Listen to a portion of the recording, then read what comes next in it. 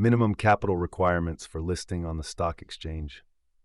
Business assistant. To be listed on the Indonesia Stock Exchange, IDX, companies must meet several minimum capital requirements that vary depending on the listing board chosen. Here are some minimum capital requirements that need to be met. Main board. Equity. Minimum IDR 100 billion. Number of shares released to the public.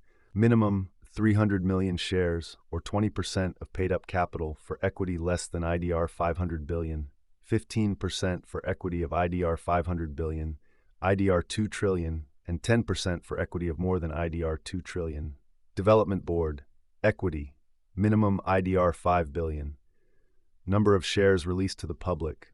Minimum 150 million shares, or 20% of paid-up capital for equity less than IDR 500 billion, 15% for equity of IDR 500 billion, IDR 2 trillion, and 10% for equity of more than IDR 2 trillion.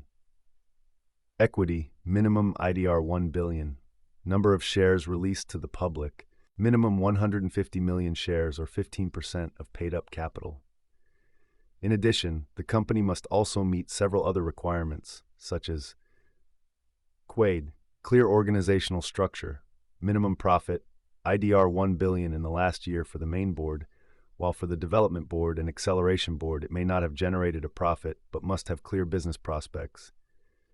Real assets, net assets that have been reduced by tax liabilities, at least IDR 100 billion for the main board and IDR 5 billion for the development board. Good financial statements, prepared in accordance with Financial Accounting Standards, SA, and have been audited by a public accountant.